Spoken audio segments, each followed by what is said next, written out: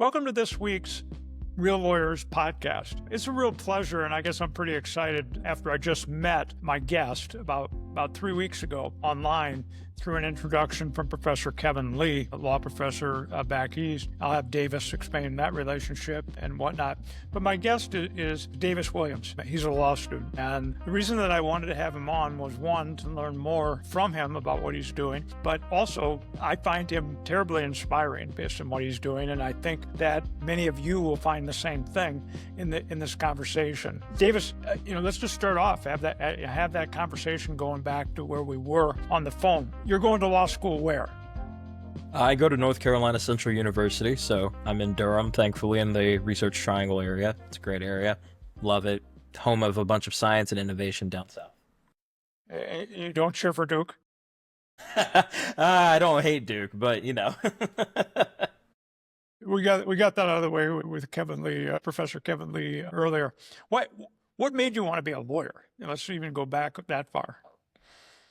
Oh man, so without trying to delve into 8-year-old me's head, I've always kind of just loved the way things were built up and, funny enough, how things can be torn down. So the law just naturally seemed like a transition for me. I started out with interests in computer science, marine biology, the whole childhood dream jobs, but lawyer had always been in the back of my mind because it is the systems that our society is built on, and everybody lives by the law every day, and it's what allows us to function as a nation and as a world. What did you do your undergrad in? Oh, I did political science. It was a stepping stone. And where was that at? Oh, North Carolina State, of course. Are you go back? North Carolina native? No, I'm not actually. I was born in Romania, but I was raised most of my life in Charlotte. So I would suppose, in terms of culture and being raised, yeah, I would call myself a North Carolina native, but I was born overseas. Yeah, and then we met because Professor Kevin Lee, one of your professors, and I met on Twitter. We've been following each other off and on anyway, but he raised, I think, a question or he liked something I said about students publishing and blogging as a way to build a name. So he commented back and said, in fact, we've got something we might be thinking about here at the law school.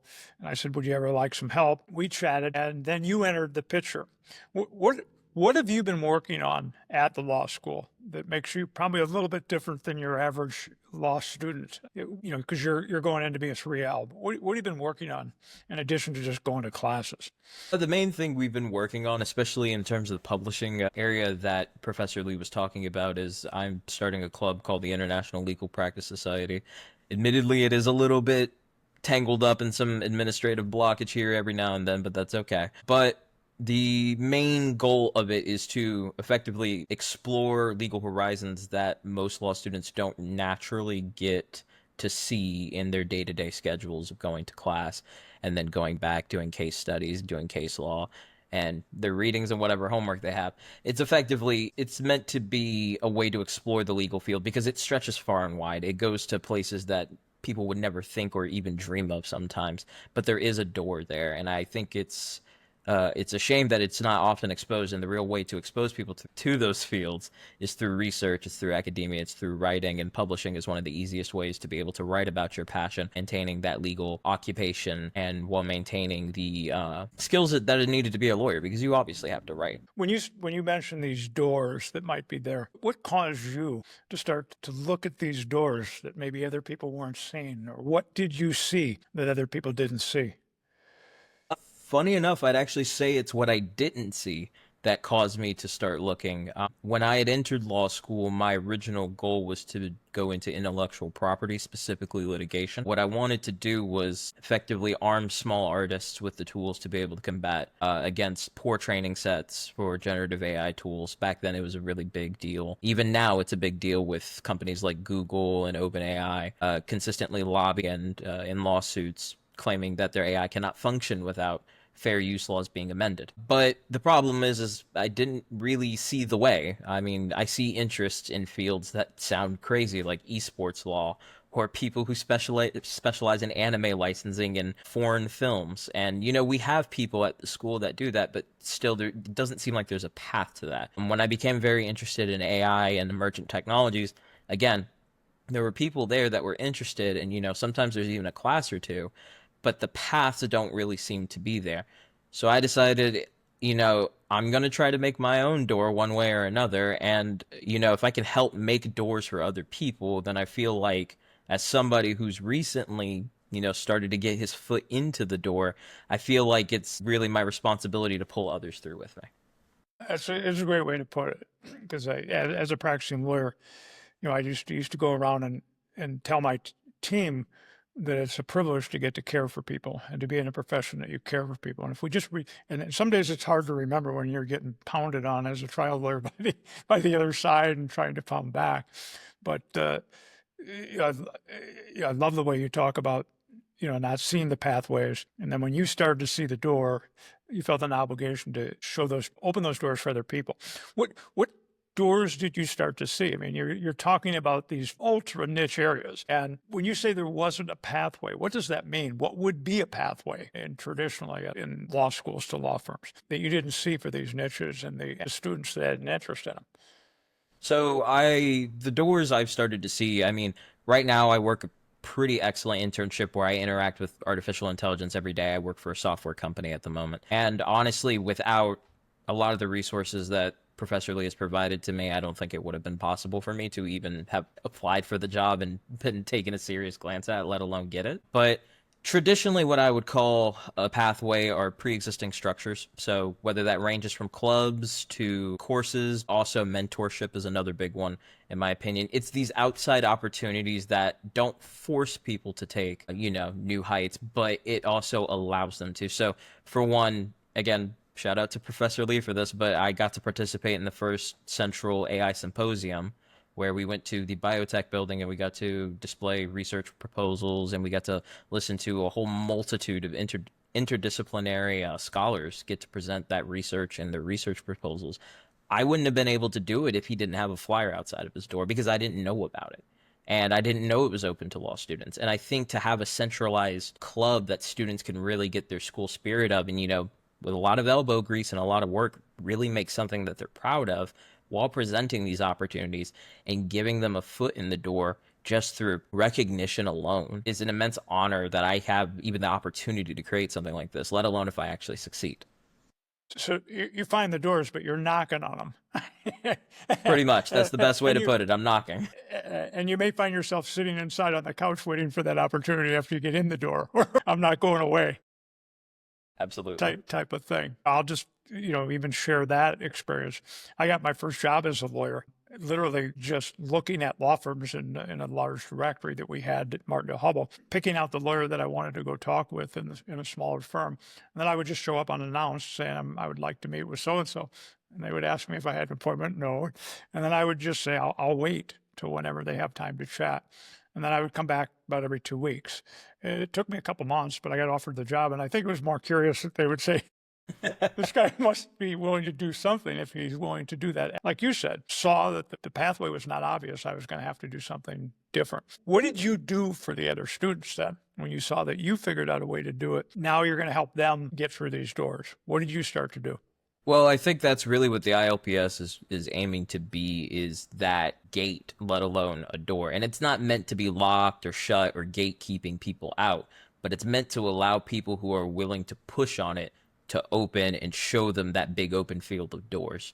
Effectively, what I want to do is take some of the lessons I've learned of what to do and what not to do, mostly what not to do, but some of those lessons, and figure out how can I apply that on a mass scale. And then the goal is, if I succeed, that means ILPS succeeds. And if ILPS succeeds, that means its members succeed.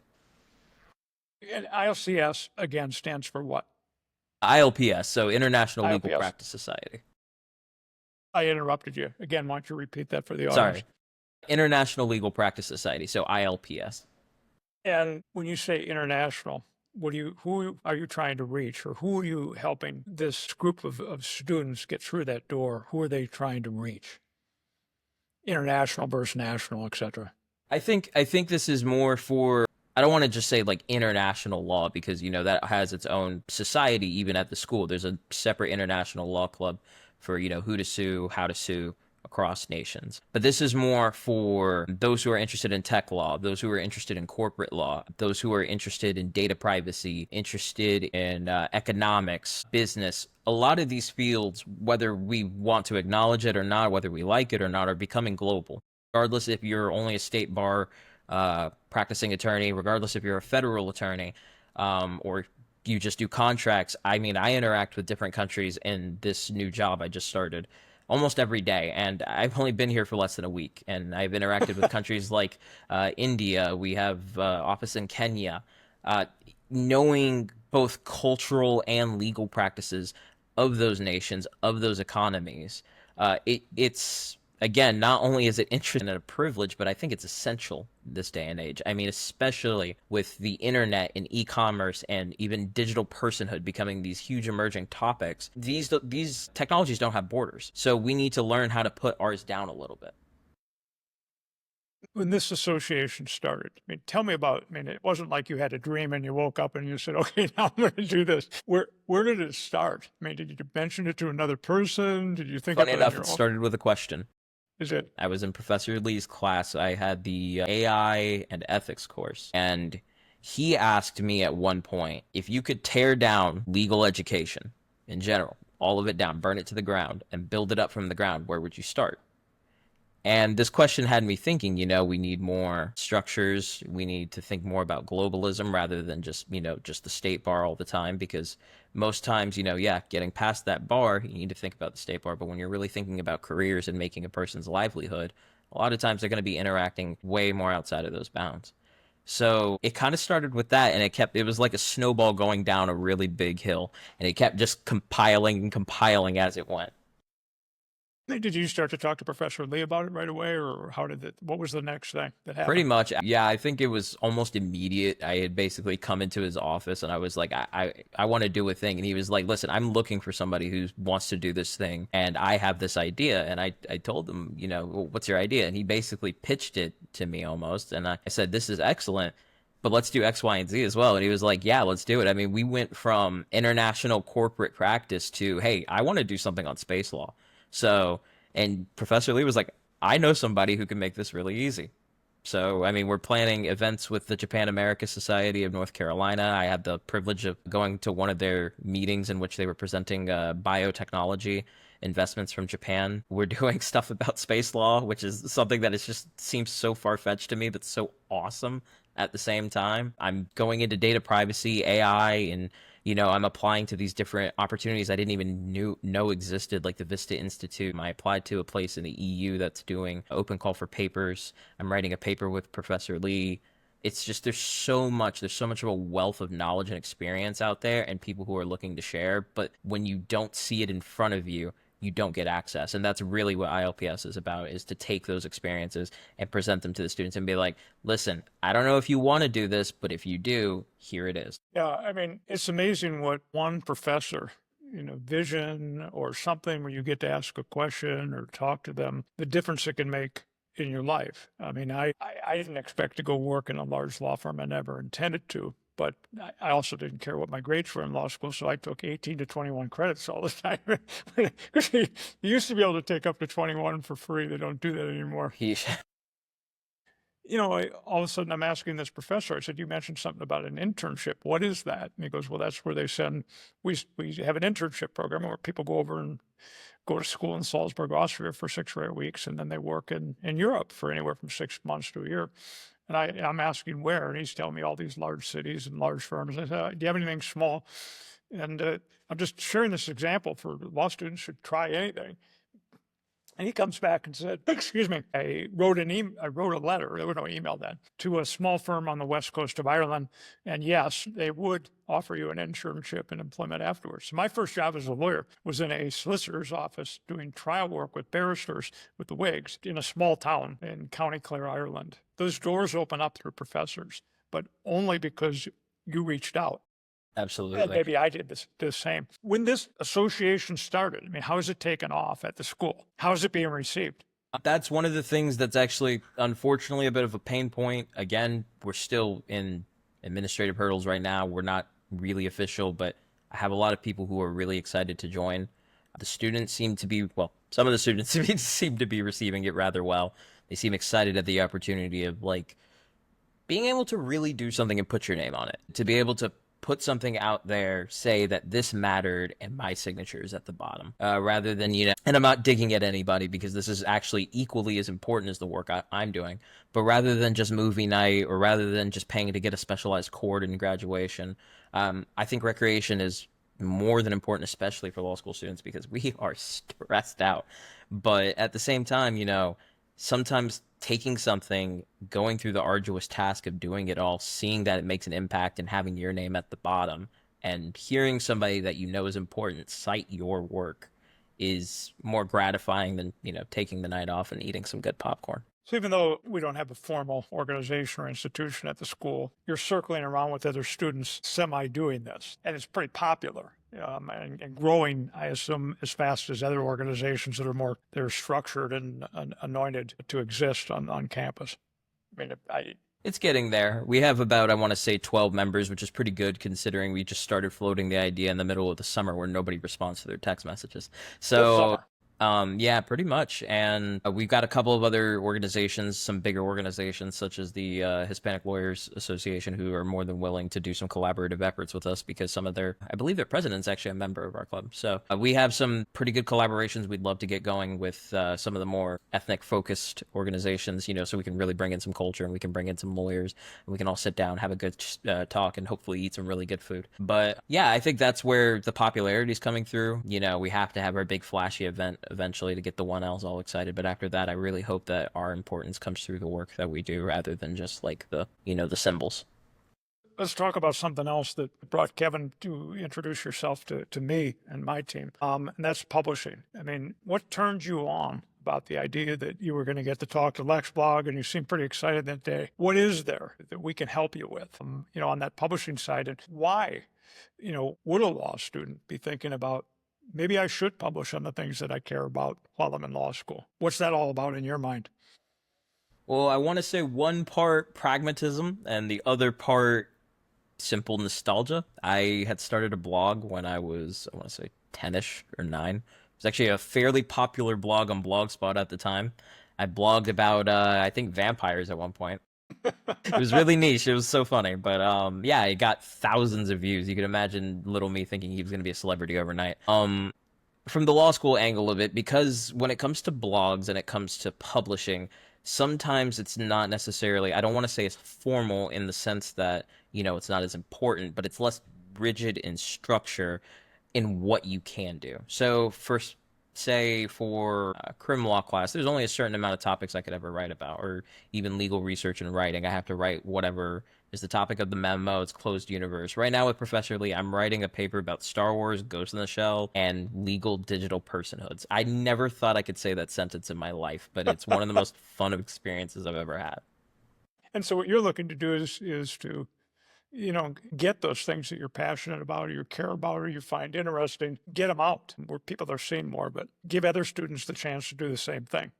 Absolutely. And I think that's one of the issues with law school in general, to be honest with you. A lot of people lose their passion, and it's not because, oh, it's not practical to go into this field, or, oh, I won't make any money. A lot of people just get, for lack of a better word, pigeonholed into one path so hard that they forget that there are other paths. And when there's not one, sometimes you can still just make one, and it's not easy. It's much harder, doing it than it is to just say it.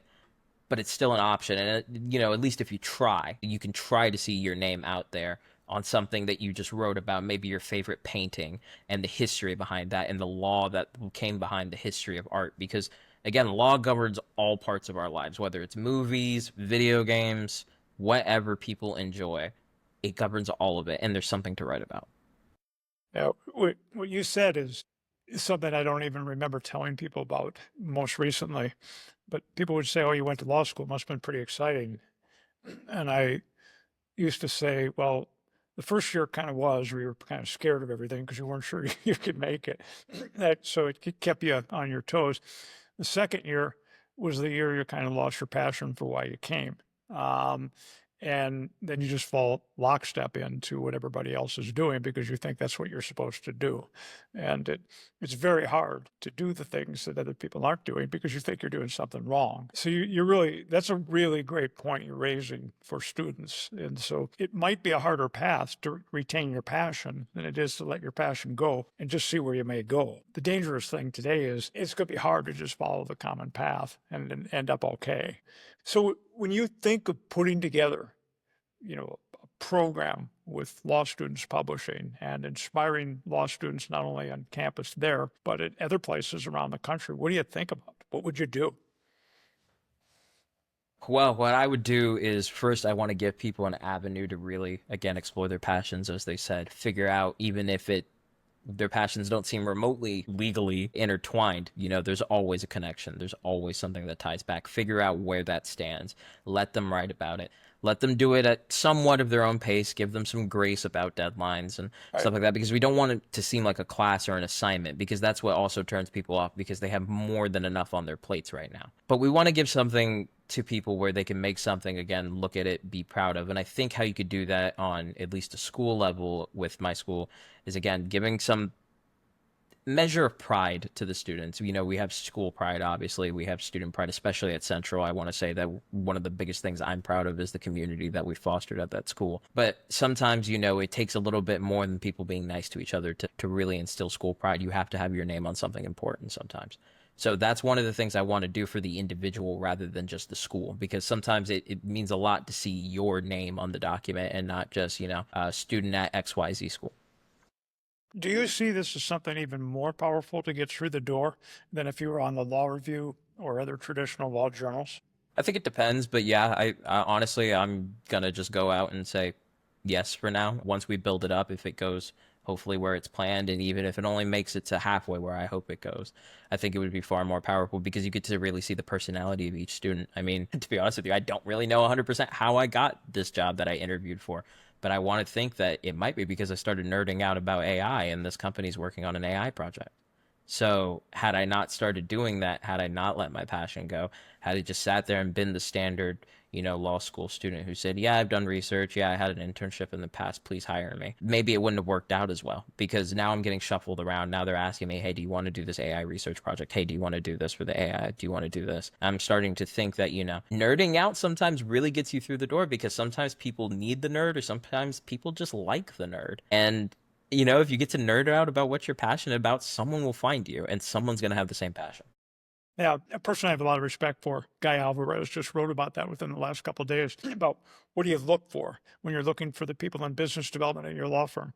You're looking for the little bit strange people, not the normal people, the nerds of the A hun- world, because those are where you find something under the rock that they might be passionate about, that they want to get out and share and network with. I mean, since I last chatted with you, I will tell you that I was at Legal Geek in North America, which was in Chicago this year. So Legal Geek is a tremendous organization, and they put on conferences in London, North America, Amsterdam, on the continent, in Europe.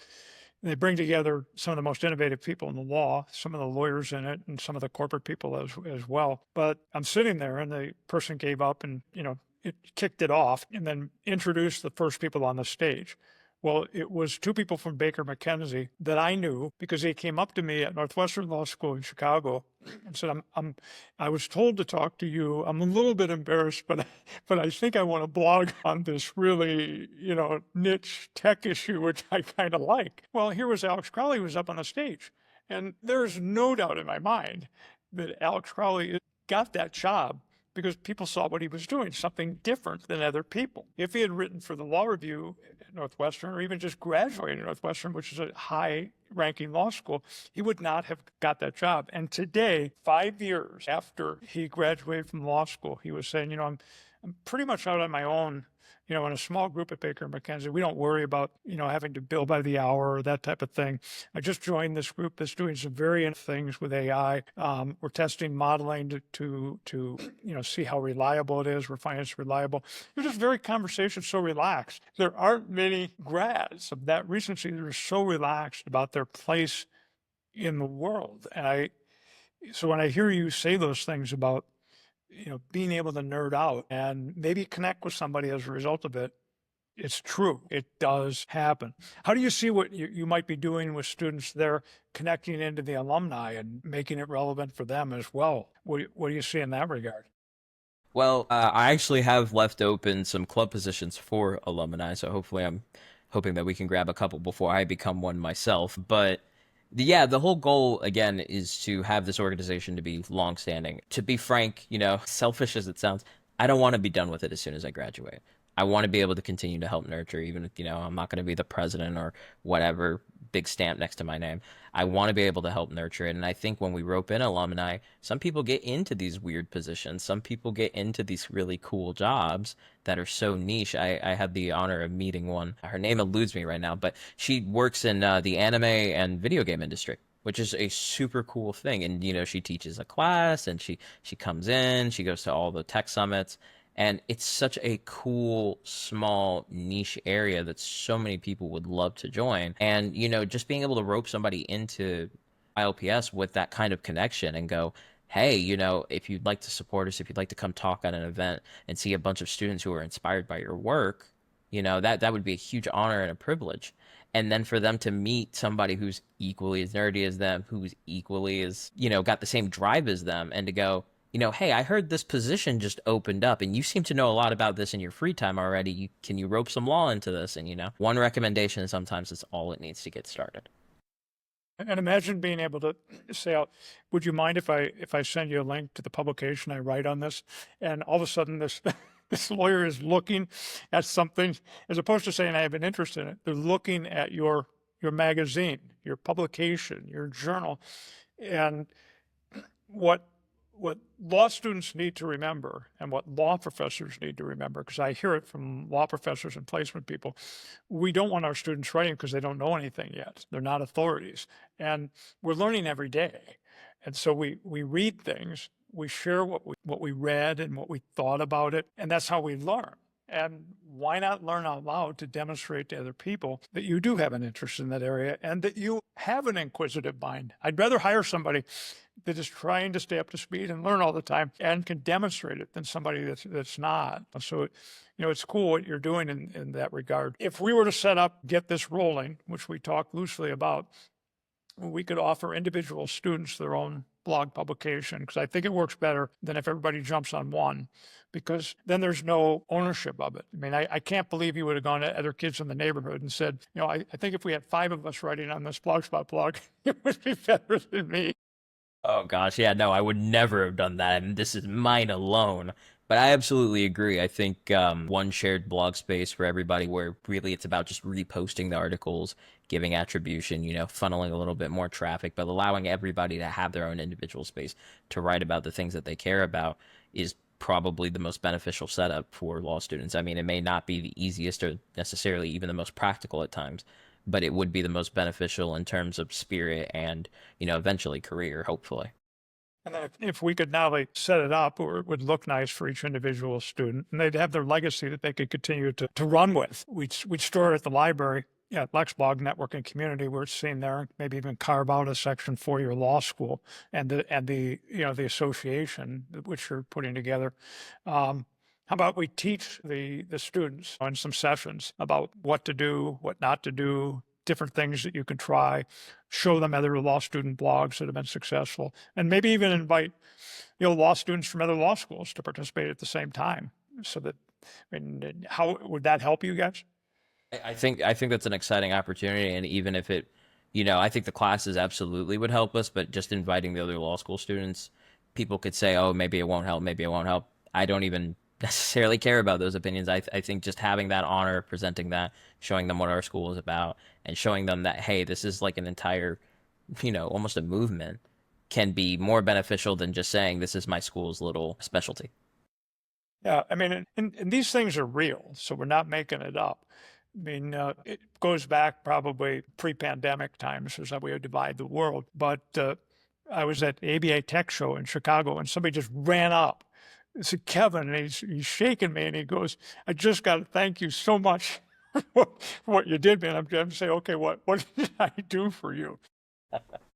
And he was at Michigan State University Law School. And Professor Dan Lena brought me in to talk to the students about the opportunities in publishing, but only doing it based on something you're really passionate about and have an interest in. Forget about whatever you might think you're teaching at law school. That was when Bitcoin was just becoming big. So maybe it goes back further. Gosh. And so he's writing along about the legal implications of Bitcoin. And what happens? A lawyer in Miami contacted him and asked if he wanted to join their firm, a major law firm. He didn't even apply for a job in the area. He was contacted. And what he did to get seen was he started to reference what lawyers and other authorities in the field were writing about. So you may recall from the days of early blogging, you might see something, you share it, you're referencing it. And by virtue of that, people started to see you. That's the opportunity for law students. They're going to see other things out there. They're going to mention who wrote it or who said it. And those people are going to be amazed that there's some law student in North Carolina that's mentioning them, and they're going to meet those people. It could be an extraordinary thing. What made you this way as a kid? I mean, not every kid says, I'm going to get on the internet and I'm going to start a blog, but what made you this person that you are? Weird mix of rebellion and acceptance, I'd like to say. My parents were very nurturing, accepting, and they pushed me to do the things I always wanted to do, regardless of how dorky it seemed, regardless of, who would point their fingers and laugh. And there were a lot of people who pointed their fingers and laughed, but because, I have to always shout out my mother when I get the chance, because my mother taught me a very healthy amount of self-respect and, what's the line between loving yourself and having too much of an ego. I decided to point my finger back at them and laugh, and I did my own thing. And, sometimes it would create the funniest things ever where I wrote like a post like nobody ever saw. And then another time I got this new indie toy company that was selling vampire baby doll, like plushie type things. They went like minorly viral in Charlotte for a bit and sold out from the local mall. And it's just these kind of weird opportunities that just pop up and they come up and they go away. It's the highs and lows of life. But yeah, I think what made me that way is that the world sometimes told me there's not a door for you, you don't belong here. But my parents grew me up saying kick the door down. I mean, they put their hands on my back and say kick. We're gonna hold you back if you fall. It's a tough time for law grads today. I mean, there was a op-ed from one of the executives at LinkedIn, and I think it was the New York Times within the last month. And he talked about people getting dropped off the ladder of getting hiring as grads. And number one was computer engineers, because the things that entry-level computer engineers did from some leading schools are now being done by artificial intelligence. Number two, law grads. So all of a sudden you're law grads. And the reason was that some of the things that law grads got the opportunity to do in the first couple years in a law firm would be to do research, do documents and whatnot, get that up to a senior associate, junior partner, so they could take it to the next level. We got 600 legal tech companies have been started within the last 3 years relating to AI solutions. And then paralegals, right. So this group is just above store clerks, pretty scary world. What do you tell those students based on what you're feeling today and the doors that you're seeing, maybe new doors that could be opened that weren't traditionally there? What would you tell that person that might be afraid of even thinking about going to law school? Well, funny enough, I do want to start this out with a story because it actually loops into pretty much how I built my relationship with Professor Lee. And I remember it. I got very lucky. He was my business associations professor in the beginning of 2L year, I believe. And I had chatted with him a few times after class, something about cryptocurrency or Bitcoin, to the point where I gotten comfortable enough to question during lectures. And I remember at one point, instead of doing our usual thing, he showed us VLEX and the new things that Vincent was capable of doing in about 5 to 10 minutes. And I had raised my hand and I said, what is the point in showing this to us? Because we're all looking for internships and you just showed me something that's going to take my job. And that started the conversation of how, not only does AI necessarily make mistakes, the culture doesn't necessarily trust it yet. And not only that, but really it's not about, is AI going to take your job in a field like law? In manual labor, I hate the term unskilled labor, but I'm going to use it just because it's a familiar term for many. In those kind of fields, people don't have the privilege of necessarily fighting back as well as we do.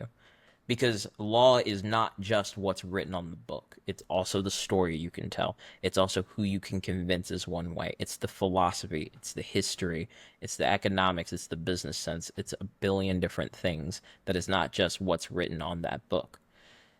And the point I want to draw here for students that are afraid is just that. We were chatting about at work today about how an attorney from a large law firm came because, as you know, the head of their AI division came for an audit.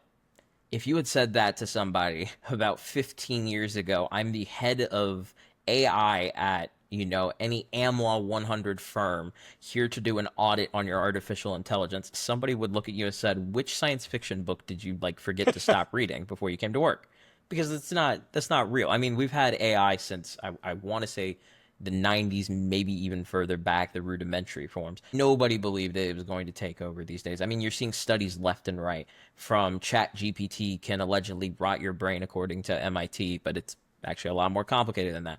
From Anthropic's new study showing Claude that will take some very unethical routes if you tell it, hey, you have no guardrails and somebody wants to shut you down. I mean, it was literally talking about cutting off the oxygen to somebody's car to prevent self shutdown. But I think that this is the time that law school students really need to turn around and, again, go back to history. I mean, people were scared when the printing press were invented. People were scared when computers started to come around. My father tells me this all the time because he says he's one of the luckiest computer science majors in the world. He got a bachelor's from Clemson in computer science right at that lucky time where computers were still unknown enough to seem like this magical thing, but known enough to have a real field behind it. And at that point, Clemson had one of the best programs in the world. I mean, his roommates and his friends that he know went on to do world firsts in the computer science space. And that's what I want to provide to the students of Central. I want to give them the opportunity to be the first to do something. So rather than be afraid of AI, look at it as another way to open the doors. I think a healthy dose of fear is required, though. There are issues, and again, the Anthropic research I was just chatting about. I think it's a little bit overblown. Everybody's like, "Oh my God, ChatGPT is going to turn into Skynet and kill us all." But I think that there is a real sharp thing, and again, you have to go back to history to understand it. That when you train something to act like us, it's going to have our worst impulses, even if it's out of something like self-preservation. That's one of the big things I want to talk about in my digital personhood paper that I'm also writing. And if I don't get to that topic, I will definitely make a blog post about it. At what point does sentience even matter? Does it matter if we can achieve sentience in AI? Because at one point, is it going to mimic it well enough that we can't help but give it something? It is interesting, but from a law student's perspective, don't you almost have to be playing around with it in some respect to be prepared for the future? I think we're in a world at this point where, regardless if you think this is the biggest new thing and everybody should be embracing it, or you think that companies are shoving it down our throats because they can't help it, I think you have to. I don't think it's a tool you should be unfamiliar with. It's like using a calculator at this point. Whether you plan on actually interpreting it for your work, you at least need to know what it does, how it does it, and if you don't like it, learn how to break it. That's the biggest thing I've always said. If you don't like something, learn how to break it. Are the law schools prepared to educate and teach their students on this? Do they have the programs? You must look around and, even as to other law schools than your own. I mean, you've intersected with NC State on some things already too. How are the law schools getting prepared to teach law students about this? Because you're only there for 3 years and they have to be ready when you get there in year one and they haven't had a lot of time. You have any take on that? Yeah, and unfortunately, I have to say it's a rather harsh one. I think the educational institution as a whole is not remotely prepared to tackle even the most standard of generative AI. You see it in fear every day. People are scared of their students using ChatGPT to write an essay. People are scared of, students cheating via smart glasses or what have you. And I understand those fears because, truth be told, yes, there is a valid objectivity in those fears. There is something to be said about somebody who doesn't necessarily know how to write critical thinking or to read something without an AI breaking it down into bullet points for them. I mean, you see the same fears with social media and short form content taking over consistently. Kids are losing their attention span. That's just a fact. But the thing I want to highlight here is a lot of people are saying, how do we stop this rather than why is it happening? Why are high school students using ChatGPT to write something? Why are high school students not taking this piece of literature and critically analyzing it rather than just throwing it into a chatbot? Why are they able to get such good grades with it? Because if ChatGPT is so awful and horrible, you should be getting C's and D's, not A's and B's. And nobody would be using it. Nobody wants to cheat and get a D. If you're going to cheat, you might as well at least shoot for a B or a C. Nobody's going to use a tool that's not going to help them.